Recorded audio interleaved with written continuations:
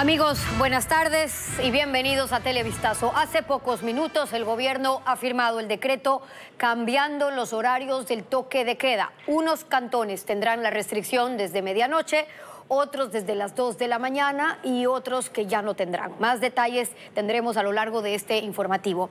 Y además, ¿qué cantones volverán a las aulas en la segunda fase del retorno a la presencialidad? Con este tema comenzamos Televistazo.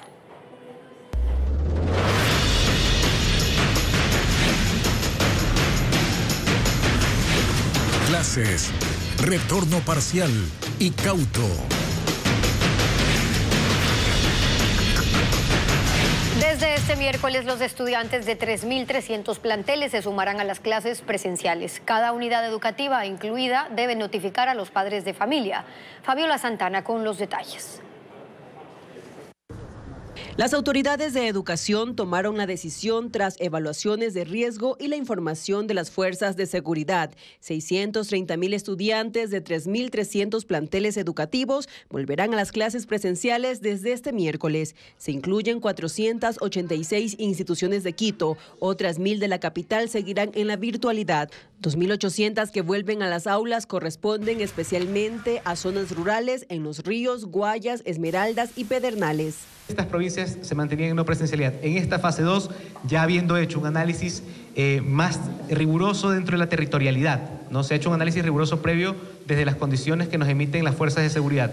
Hoy, sumando, abonando las condiciones de territorialidad, en esas provincias ya hay instituciones educativas que van a entrar el día de mañana a la presencialidad en parroquias específicas. Con estas suman 11.200 unidades educativas que retoman las actividades habituales. Restan otras 4.000 y su situación será evaluada en las próximas horas, pues se prevé reincorporar a otro grupo este jueves. Por seguridad, la lista de planteles no será pública. La misma se remite a la coordinación zonal, la misma se remite a los distritos se comunican con las instituciones educativas y las instituciones educativas con sus respectivas comunidades.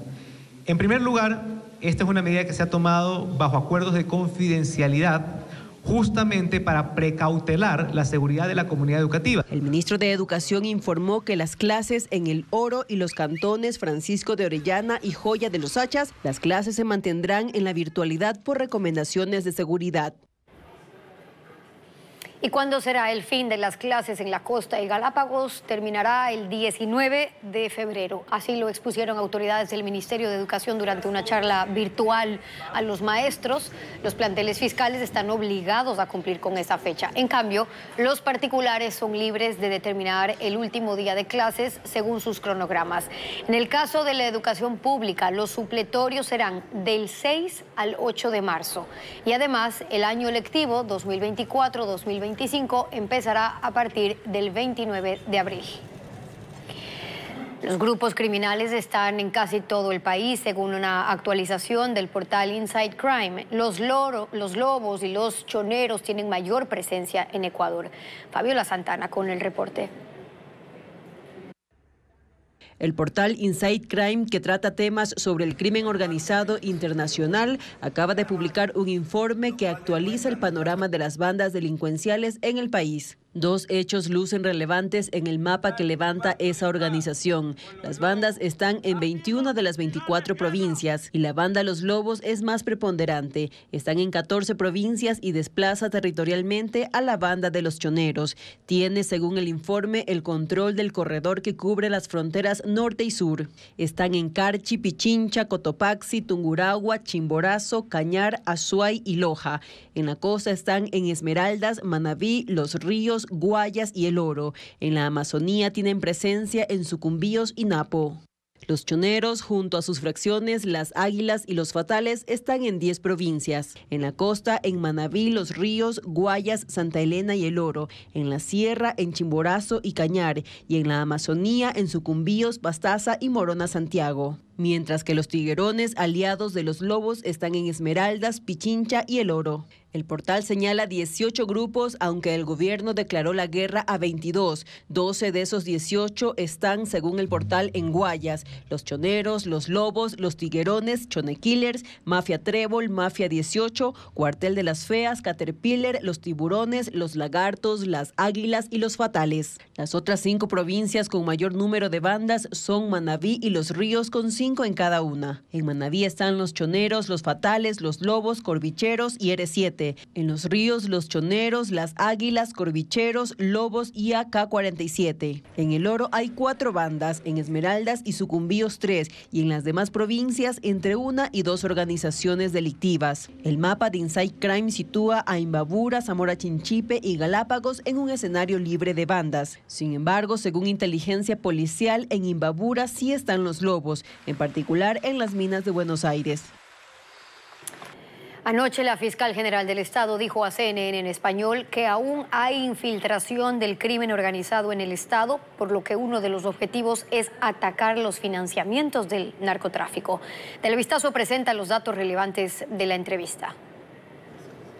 La fiscal Diana Salazar, en una entrevista en CNN, consideró que aún es alto el porcentaje de la infiltración del crimen organizado en el Estado ecuatoriano, y aunque no precisó una cifra, aseguró que hay una investigación en curso que también incluye a otros países del continente. Una indagación de la que formaba parte el fiscal César Suárez, de la Unidad de Delincuencia Organizada, y que fue asesinado el pasado miércoles en el norte de Guayaquil. Y en el momento en que contamos con los suficientes elementos de convicción para presentar a los jueces, esto puede ser público. Pero la Fiscalía sigue trabajando en casos, en cooperación internacional también.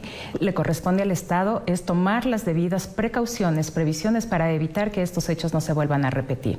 Pero también debemos nosotros estar claros en que si bien la lucha o el tema de la seguridad se lo está enfocando en las calles, también es momento de atacar a las estructuras al bolsillo.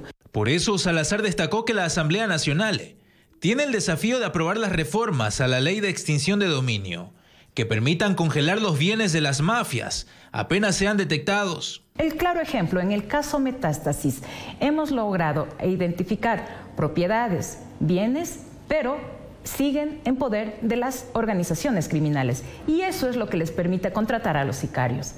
Eso es lo que les permite ordenar las muertes desde las cárceles. Entonces tenemos que ir a la fuente, al origen, al financiamiento. Además, recalcó que la Fiscalía envió un paquete de reformas para evitar que la entidad tenga que notificar a las personas que están siendo investigadas. La fiscal Salazar anunció que esta semana también se reunirá con la delegación estadounidense que visita a Ecuador para coordinar operaciones contra el crimen organizado. El presidente Daniel Noboa viajará a España, se reunirá con el rey Felipe VI y durante su gira lo acompañarán los ministros de Turismo Nils Olsen, de Ambiente Seid Fritsch y de Producción Sonsoles García. La comitiva también será parte de la Feria Internacional de Turismo, FITUR, en Madrid, de la cual Ecuador es socio en esta edición. El país busca lograr la llegada de 2 millones de viajeros en el 2025. La FITUR destaca la diversidad geográfica y cultural ecuatoriana, también sus lazos de hermandad con España desde los tiempos coloniales. La exhibición será desde el miércoles 24 hasta el domingo 28 de enero. Autoridades del condado de San Diego, en California, declararon estado de emergencia debido a una tormenta que causó inundaciones. El agua ingresó a las casas, arrastró vehículos, como lo informa ahora Ileana Suárez. Inundaciones repentinas por un poderoso aguacero y el desbordamiento de 2 ríos sorprendieron a los habitantes de ciudades de la zona central del condado de San Diego, en California, Estados Unidos. La corriente que se formó en las calles arrastró decenas de vehículos, dejándolos apilados.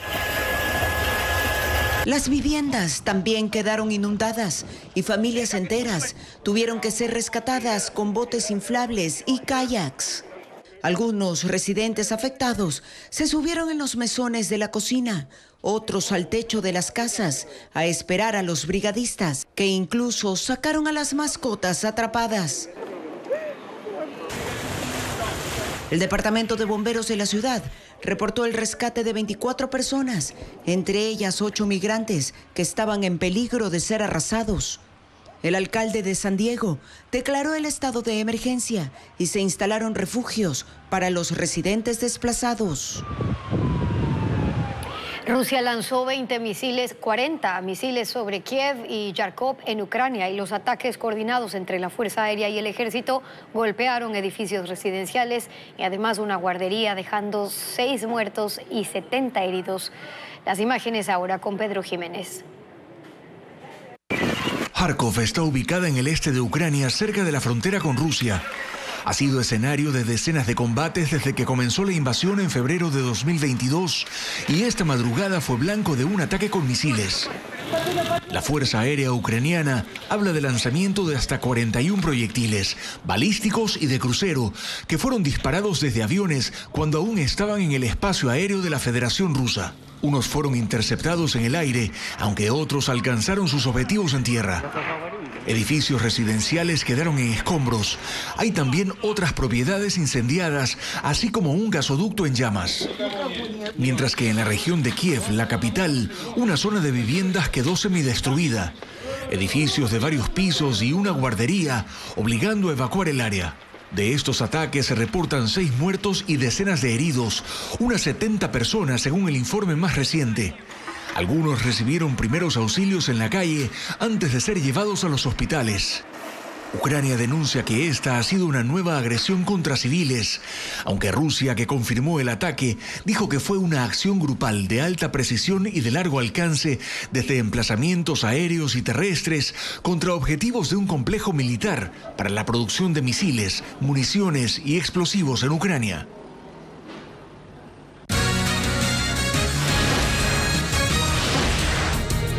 ¿Qué proponen en la Asamblea para no subir el IVA y financiar la guerra interna? Entérese luego del corte.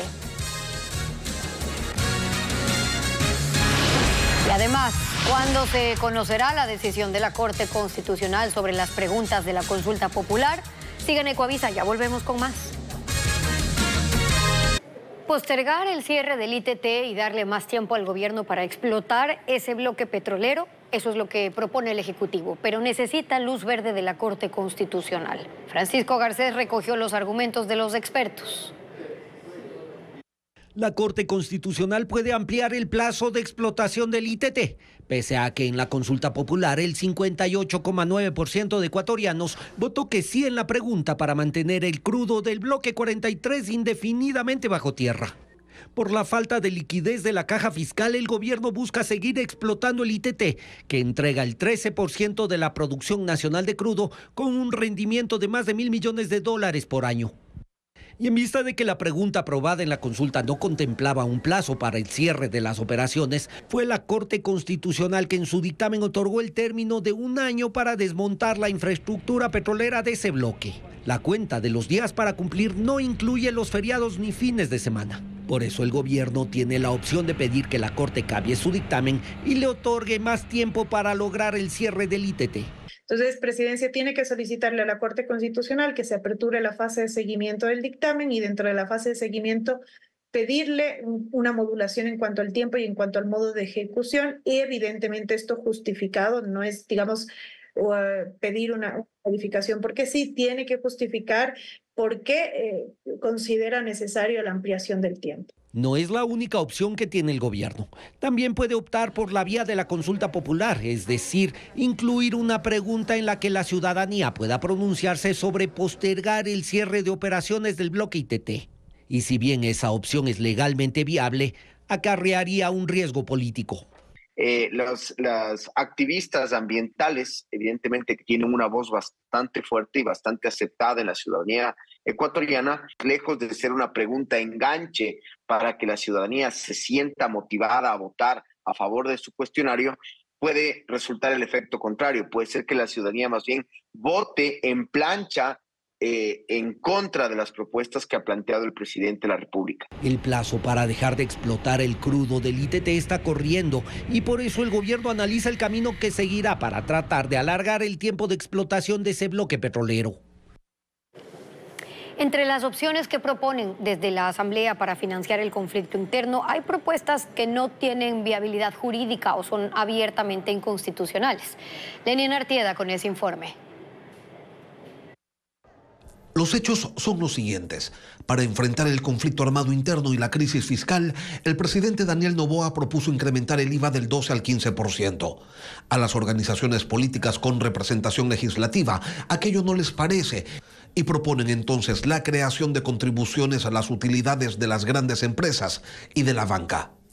El problema es que no lo pueden hacer. El artículo 135 de la Constitución establece que solo le corresponde al presidente de la República la iniciativa legislativa exclusiva, por eso es solo, en la presentación de proyectos de ley que, entre otros aspectos, creen, modifiquen o supriman impuestos. Y hay una cosa más, porque en la Asamblea se desgañitan para imponer contribuciones sobre utilidades de ejercicios fiscales del 2021, del 2022. Y eso también se contrapone a la ley y a la Constitución. Es imposible aprobar y aplicar leyes de carácter tributario con efecto retroactivo. Eso está proscrito por la jurisprudencia de la Corte Constitucional. Esas contribuciones retroactivas generan además un escenario de doble tributación porque sobre esas utilidades los contribuyentes jurídicos y naturales que las recibieron ya pagaron renta. El Partido Social Cristiano presentaría un tercer informe sobre la ley que busca incrementar el IVA. A pesar de las críticas del Ejecutivo por no apoyar su proyecto, las bancadas insisten en que no votarán por el incremento de ese impuesto. La Comisión de Desarrollo Económico tiene en análisis dos informes. El presentado por la presidenta de la mesa, Valentina Centeno, que mantiene el incremento del IVA de manera temporal, como propone el presidente, con parte de las propuestas de otras bancadas. Y otro informe de minoría presentado por el correísmo, que no incluye el IVA y hace 4 propuestas. El Partido Social Cristiano no respalda ninguno de los dos textos y analiza lo que hará en la comisión. Nosotros estamos analizando presentar un informe de minoría. Un tercer informe de minoría, pero también es una propuesta que le hacemos a la nación y que esperamos que al menos sea debatida por la presidencia de la República. Es otra opción. La bancada correísta se mantiene en que no debe revisarse el IVA. Esto ha valido a los legisladores críticas del presidente de la República por no apoyar su proyecto, que busca recursos para lo que llamó la gran batalla. La Revolución Ciudadana rechazó aquello. Hay que saber leer esas intervenciones que buscan de una u otra manera indisponer contra la Asamblea Nacional. No, presidente Daniel Noboa, la Asamblea está cumpliendo su rol principal porque el pueblo nos puso acá, dar alternativas, y ahí están planteadas las alternativas. Mientras tanto, la presidenta de la comisión, Valentina Centeno, aclaró que tiene hasta el jueves para aprobar un informe sobre la ley. Ella confirma que tiene los votos necesarios para que su texto vaya al Pleno. Y explica por qué considera que el incremento del IVA es indispensable frente a las otras opciones. Por uno, la recaudación y también por la inmediatez. Hablan de contribuciones especiales, hablan de impuestos a la renta. Esto se recaudaría al final del año y lo que necesitamos es poder financiar la guerra en este momento. El país no se nos puede ir de las manos. El informe que se apruebe debe pasar al Pleno para primer debate. Luego regresará a la comisión para el nuevo texto que irá a segundo y definitivo debate. La expectativa del oficialismo es tener todo aprobado hasta finales de enero. Están listos los 3 dictámenes sobre la consulta popular para la votación del Pleno de la Corte Constitucional. Las juezas Teresa Núquez, Carmen Corral y Carla Andrade entregaron los proyectos, como lo informa Jacqueline Rodas. Las 3 juezas de la Corte Constitucional que analizan las preguntas de la consulta popular enviadas por el presidente Daniel Noboa se tomaron menos tiempo del previsto y ya emitieron sus dictámenes para votación del Pleno. El primero fue elaborado por la jueza Teresa Núquez, quien analizó las 10 preguntas del primer grupo. Se tomó 4 días de los 20 que tiene la Corte para resolver. El segundo dictamen sobre 3 preguntas lo hizo la jueza Carmen Corral. Fue la última en recibir el cuestionario y únicamente demoró 3 días. En ambos casos se trata de cambios legales y solo requieren un pronunciamiento de constitucionalidad. Pero el tercer grupo de 6 preguntas, que está en manos de la jueza Carla Andrade, implica 2 dictámenes porque propone cambios a la Constitución. Uno de la vía a aplicar para la reforma y otro de constitucionalidad. El de vía es el que ya fue entregado. Cuando el Pleno lo resuelva, la Corte tendrá 20 días más para evaluar si el cuestionario contraviene o no la Constitución. De esta forma queda claro que máximo en febrero, el primer mandatario tendrá la decisión final de la Corte y sabrá cuántas de las 19 preguntas puede enviar al Consejo Nacional Electoral para la convocatoria a las urnas. Una mansión en Estados Unidos donde se radicó Javier Jordán, implicado en el caso Metástasis, está a la venta. En breve le contamos en cuánto está valorada. La policía y las Fuerzas Armadas presentaron al presidente Daniel Noboa el plan de semaforización para reducir el horario del toque de queda. Las operaciones contra el terrorismo se centrarán en las zonas más conflictivas. Paul Romero con el informe.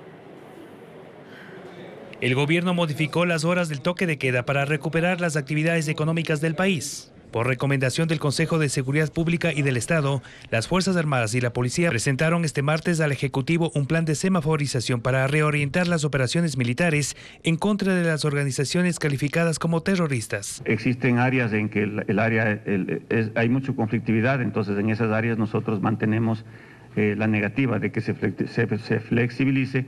Para cambiar el horario del toque de queda, se toma en cuenta la tasa de homicidios de cada cantón y provincia, los informes de inteligencia sobre la influencia de los grupos criminales, en donde se mantendrá el estado de excepción. Ese informe, con mi almirante, hemos pasado hoy el día de hoy y considero de que lo están analizando de acuerdo a la flexibilidad, tanto en rango horario como también en aquellos cantones en donde ya se pueda levantar algún tipo de restricción.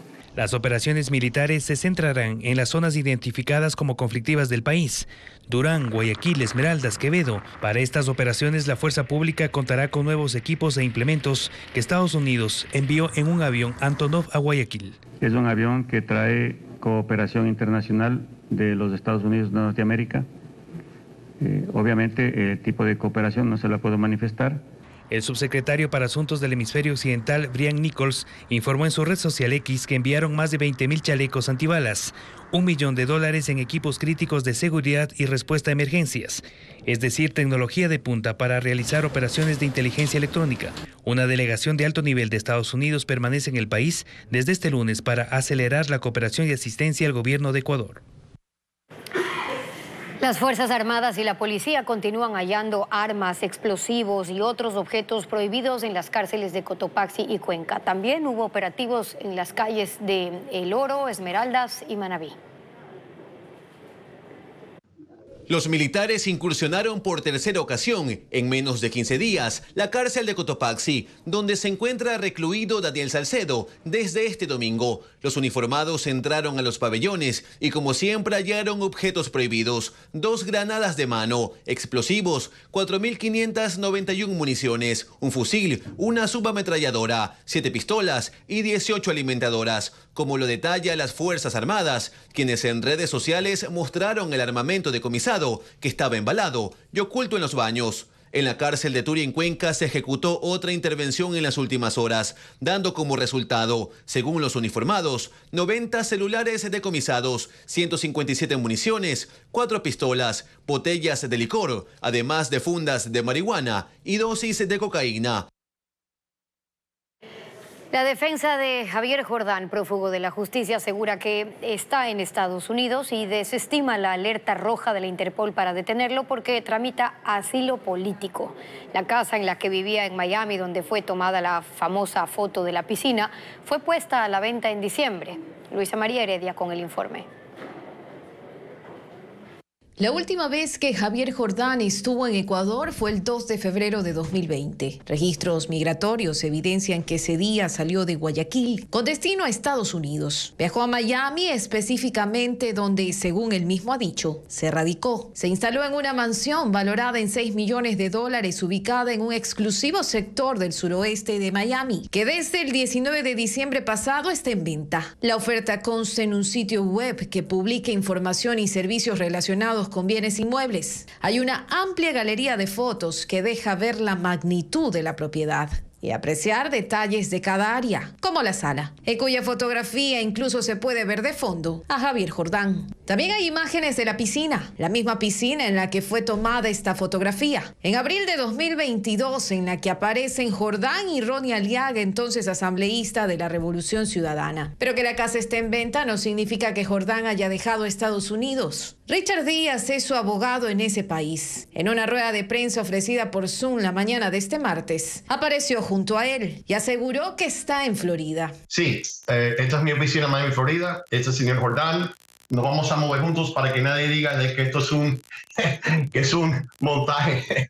Él está aquí a mi lado, mi oficina es 3127 Ponce de León Boulevard. Javier Jordán actualmente es buscado por Interpol en 194 países. Ya que el pasado 18 de enero la Policía Internacional aceptó el pedido de Ecuador de emitir una alerta roja para que sea localizado y detenido provisionalmente hasta concretar su extradición. Lo calificó como peligroso y propenso a la evasión. Esto luego de que fuera vinculado a la trama de corrupción del caso Metástasis. Ante eso, su abogado habló de un proceso de asilo político. Claro, él vive aquí, su familia vive aquí. Él está en un proceso de aplicación por asilo político. Yo no veo ninguna forma de que en una solicitación de extradición que llegara aquí, que el gobierno de Estados Unidos entregarían al señor Jordán a las autoridades ecuatorianas. Jordán también tiene pendiente un juicio por la compra de fármacos e insumos médicos con sobreprecio durante la pandemia, caso en el que estuvo involucrado Daniel Salcedo. El gobierno trabaja con Estados Unidos para lograr un estatus de protección temporal o TPS para los migrantes connacionales que viven en ese país y deben regularizar su estadía. Bessie Granja explica qué beneficios contempla este plan. Acabamos de tener... El anuncio lo hizo la canciller Gabriela Sommerfeld tras la reunión de este lunes entre autoridades ecuatorianas y de Estados Unidos.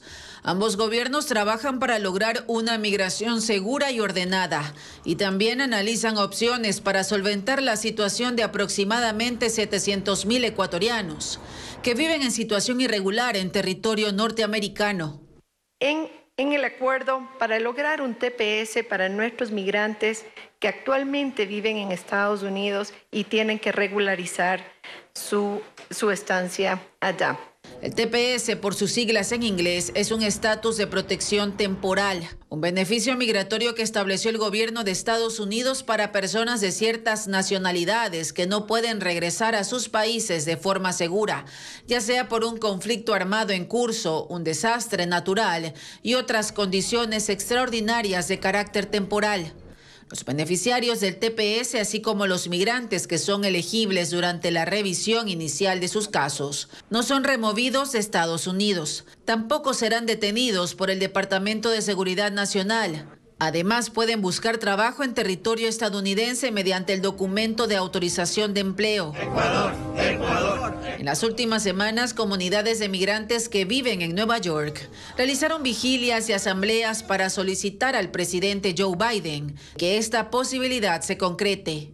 Hay personas que hemos vivido en las sombras. Yo también fui indocumentado, yo crucé la frontera, sé lo que es la discriminación laboral, la discriminación racial, y se reduciría un poquitico cuando una persona le dicen y sus papeles y dónde está su permiso de trabajo. Entonces ahora sí podemos decir, aquí está, yo sé esto y debo ganar tanto. Solo en el último año, 117,487 compatriotas fueron expulsados de ese país por cruzar sin documentos. La Corte Suprema de Estados Unidos autorizó al gobierno de Joe Biden a retirar la alambrada de púas instalada por Texas en la frontera con México. Según la administración federal, esa barrera impide a la patrulla fronteriza y a las autoridades de migración hacer su trabajo. Una retroexcavadora levantó una sección del alambrado que instaló el gobierno de Texas a orillas del Río Grande, cerca de Eagle Pass, permitiendo la entrada a decenas de migrantes que cruzaron desde México. Ocurre luego de que la Corte Suprema dictaminara que la administración de Biden puede reanudar la retirada de la barrera puesta por el gobernador Greg Abbott como parte de su batalla contra la migración ilegal. El alto tribunal aceptó una solicitud de emergencia presentada por el gobierno federal, que argumentó que Texas estaba impidiendo a los agentes fronterizos cumplir con su tarea de permitir el ingreso de indocumentados para procesar sus solicitudes de asilo. En diciembre, un tribunal federal de apelaciones ordenó que se detenga la retirada de la alambrada de púas, colocada a lo largo de 48 kilómetros, por lo que la Casa Blanca llevó el caso hasta el Supremo. Esta es una de las tantas controversias entre el gobierno de Texas y el presidente Joe Biden, pues además de reforzar la vigilancia de la frontera con soldados de la Guardia Nacional Tejana, Abbott ha enviado a más de 100,000 migrantes en buses a ciudades gobernadas por líderes demócratas desde 2022. También colocó boyas en el río Bravo, el límite natural entre Estados Unidos y México, asunto que el gobierno afirma que ha causado la muerte por ahogamiento de decenas de migrantes desde el año pasado. La guerra en Gaza continúa sin que Israel y el movimiento palestino jamás alcancen acuerdos para un alto al fuego temporal que permita el ingreso de ayuda humanitaria y liberar a 105 rehenes que siguen cautivos. Las propuestas de lado y lado son rechazadas de forma consecutiva, mientras Israel mantiene su objetivo de destruir las capacidades militares de Hamás. Estos exigen el cese completo de los combates antes de pensar en liberar a algún secuestrado. La policía de Los Ángeles investiga un caso de fuegos artificiales encendidos sin permiso. Autoridades locales lo calificaron como un espectáculo ilegal masivo que ocurrió en Little Tokyo, el barrio japonés de la ciudad, cuando varias cajas de pirotecnia fueron activadas de manera simultánea a las 10 de la noche en una zona de parqueo. La actividad se mantuvo durante 5 minutos, en los que se prendieron alarmas de los autos, vibraron las ventanas de residencias y locales comerciales del área. Los responsables aún no han sido localizados.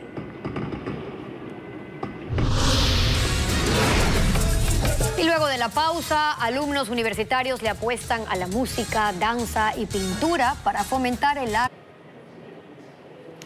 En 3 cantones de Guayas y Santa Elena, donde opera el crimen organizado, un grupo de universitarios capacita a los habitantes en destrezas como pintura, lectura y danza. Merlin Ochoa informa que son 1.800 niños beneficiados desde el 2021.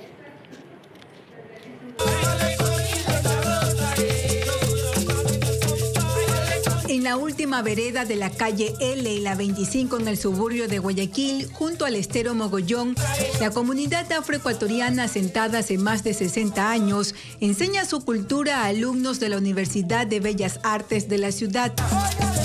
Por medio de la música de la marimba, cantos y bailes, los niños y adolescentes apuestan a un intercambio cultural justamente en el sector usado por los narcos para almacenar y trasladar cocaína. El 90% de los chicos y chicas que pasan por estos procesos se insertan positivamente a la sociedad.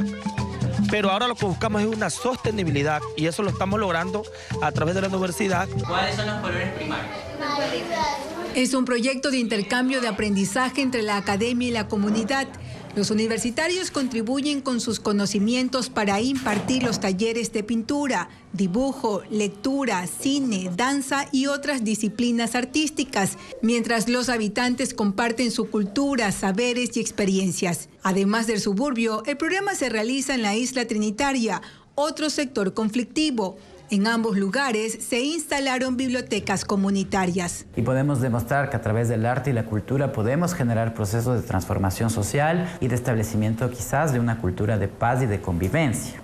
El plan se ejecuta desde el 2021 y en 3 años 1.800 niños, adolescentes y estudiantes se han beneficiado de los talleres que también se realizan en 2 cantones de la provincia de Santa Elena. Hemos trabajado en recuperación de la memoria social de aquellas comunidades en las que nosotros acudimos a través de entrevistas, de podcasts, de pequeños cortometrajes hechos, por ejemplo, por nuestros estudiantes de cine. Otros se especializan en los murales. Por medio de esta técnica marcan el terreno como un espacio destinado a las artes y la cultura, alternativas para combatir la inseguridad y violencia. La muestra inmersiva Van Gogh Vivo llegó a Cuenca y estará hasta el 31 de enero. Y además, la Orquesta Sinfónica Nacional del Ecuador ya tiene fecha para su tradicional concierto de Año Nuevo. Estefanía Arias con la agenda cultural. ¡Detente! Es el nuevo justiciero de un cómic que defiende a las mujeres y minorías. La obra, El cuento de la zorra peluda, se presentará en Pop-Up Teatro Café en Guayaquil, de miércoles a sábado a las 8:30 y 9:30 de la noche. Está dirigida por Christopher Solórzano y cuenta con la actuación de Andrés Guerrero y Luis Fernando García. Vals, polcas y marchas de Strauss son los géneros musicales del concierto de Año Nuevo que finalmente se realizará este jueves 25 y viernes 26 en la Casa de la Música en Quito a las 19 horas. El repertorio será interpretado por la Orquesta Sinfónica Nacional. El evento es organizado por el Consulado de Austria en Ecuador. La muestra inmersiva del pintor neerlandés llegó a Cuenca. Es Van Gogh Vivo, una exposición compuesta por cuadros en paredes, pisos y techos. Son 6 salas que el público podrá recorrer con un guía. Estará hasta el 31 de enero en el Centro de Convenciones Mall del Río, de lunes a jueves de 12 del día a 8 de la noche y los fines de semana de 11 de la mañana a 8 de la noche.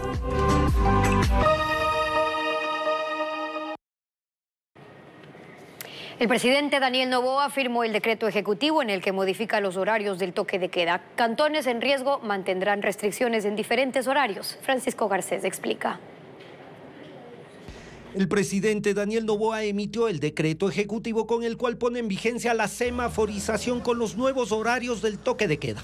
Según dice el documento, las horas de restricción fueron definidas de acuerdo a los niveles de riesgo en cada territorio. El decreto ejecutivo establece 38 cantones que se mantienen en riesgo alto por la criminalidad. En esos territorios el toque de queda quedará vigente desde la medianoche hasta las 5 de la mañana y son cantones en 10 provincias.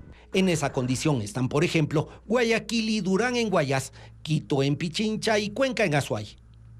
También define 23 cantones de riesgo medio ubicados en 14 provincias. En esos cantones el toque de queda estará vigente desde las 2 hasta las 5 de la mañana. Entre ellos consta, por ejemplo, San Borondón en Guayas, Riobamba en Chimborazo y Latacunga en Cotopaxi. Y también establece los cantones de riesgo bajo en 22 provincias para los que el toque de queda ya no estará vigente. Es decir, que en esos territorios habrá libertad de movilidad durante las 24 horas. La convocatoria para elegir a la ecuatoriana que representará al país en el Miss Universo atrajo actrices, ex reinas de belleza y mujeres sin límites de edad. La organización confirmó que fueron 25 las escogidas. Entre estas 50 mujeres están las 25 aspirantes a la corona del Miss Universo Ecuador. Se presentaron ante el jurado en un hotel de Guayaquil. De un total de 200 inscritas, esta nueva era del certamen tiene una temática inclusiva. No considera las medidas 90-60-90 ni tiene límites de edad, estado civil u otras restricciones habituales de los concursos de belleza. El resultado es que agrupa a novatas y experimentadas aspirantes. La edición en Ecuador cambió de directora y ahora la maneja Thais Panus. El único requisito es representar al país, ya sea porque naciste en el país, porque tienes familia ecuatoriana o estás nacionalizada. Ser mujer de nacimiento o por reasignación de sexo. Muchas personas nos dicen este año vas a tener alguna mujer transexual. No vamos a tener ninguna porque ninguna se inscribió. Entre las candidatas estuvo Yajaira Quispe, de 45 años, oriunda de Azogues, que con una tonificada figura destacó entre las participantes. La ex concejala de El Triunfo y actual esposa del cantante Audi, Gisela Flores, también desfiló en el evento que duró 6 horas. Tampoco es una limitante haber participado antes en concursos similares. La cantante y actriz Amar Pacheco, que también está entre las preseleccionadas, fue Miss World Ecuador 2020 y Virreina de Guayaquil 2015. Katherine Spin, ganadora del Miss Earth 2016, fue una de las 4 aspirantes que audicionó virtualmente desde Estados Unidos. La organización confirmó que las 25 seleccionadas serán notificadas en las próximas horas.